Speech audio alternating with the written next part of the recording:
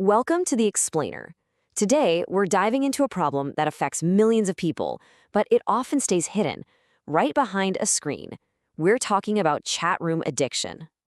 You know that feeling, right? You look up from your phone or computer and suddenly hours have just vanished. We've all fallen down that digital rabbit hole. But for some people, it's way more than just lost time. It becomes this compulsive habit that starts to take over. So let's break down how that happens, and more importantly, what can be done about it. So, what are we actually talking about here? Well, this is the formal term for when just casually chatting online turns into a full-blown dependency. You can think of it as a specific kind of internet addiction, where that need for online social connection just becomes, well, completely overwhelming. All right, here's our game plan. We'll explore how people fall into the digital rabbit hole, why it's an addiction that often stays hidden, the real-world cost, and then the strategies for logging off and finding a healthier balance. Okay, first up, how does something like this even begin? I mean, it's not like a switch just flips and suddenly you're addicted, right? No, it's actually a learned behavior. It's a cycle that our brains get taught to repeat, and a lot of the time we don't even see it happening. To really get a feel for this, let's imagine a guy we'll call Dave. So Dave gets home from a long day at work, and the house is empty, it's quiet, and that feeling of loneliness starts to creep in. What does he do? He logs on, looking for a distraction, for some kind of connection. And right there, that's where this powerful loop gets started. He feels lonely, so he chats online. That social buzz gives him a little hit of dopamine that masks the problem, for a little while. When this is repeated day after day, his brain learns a powerful lesson. Chatting online is the solution. But here's the catch. It's not actually solving the loneliness. It's just a temporary fix. And that's how the dependency begins. So that's the story for one person, for our Dave. But when you zoom out, the scale of this problem is, well, it's staggering. And it is growing fast. Just take a look at the UK. We're talking about 1 in every 8 adults. That's 12.5% of the population struggling with some form of behavioral addiction. And you can bet compulsive internet use is a massive piece of that pie. And what's really wild here is the self-awareness. This 48%, this isn't a doctor's diagnosis. This is nearly half of older teens saying that they feel addicted. That's a huge signal that a lot of young people feel like they've lost control. And you know what? It's not just a feeling. The hard data backs it up. The World Health Organization found a huge jump in addiction-like symptoms among teenagers across Europe. In just 4 years, it went from 7% to 11%. We're now talking about more than 1 in every 10 adolescents showing these signs.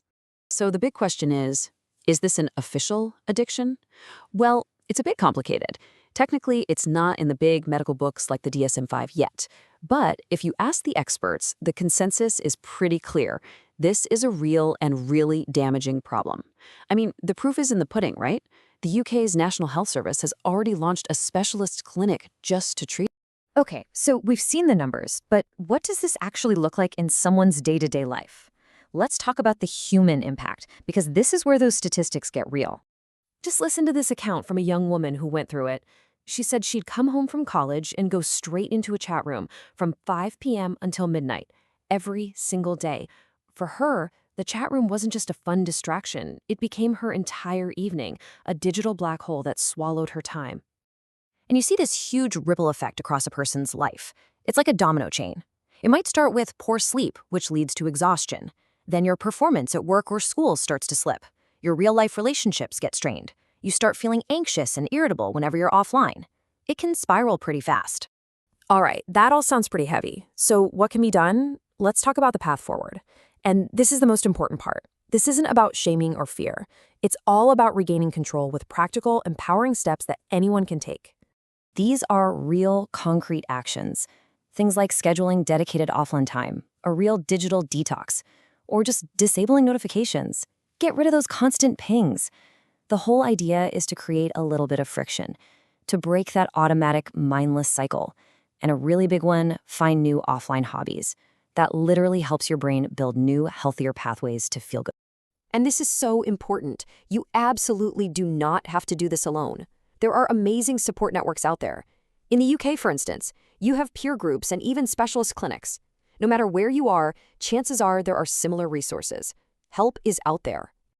So, after all this, what's the key takeaway? What's the single most important thing to remember? It's this. The goal is not to quit the internet forever. I mean, come on, that's just not practical in today's world. It's about learning to control it so that it no longer controls you. It's about moderation and being mindful of your time online. And this really gets to the heart of it. Remember that loop we talked about? The real solution is addressing the underlying issues, the loneliness, the stress, the boredom, with real-world solutions. When you do that, you break the cycle. The pull of the digital world just naturally starts to weaken when you fill those needs in healthier ways. That's our explainer on chat room addiction, a challenging but absolutely solvable problem. So I'll just leave you with this question. If you were to log off completely, just for one day, what's the first real-life connection you'd make?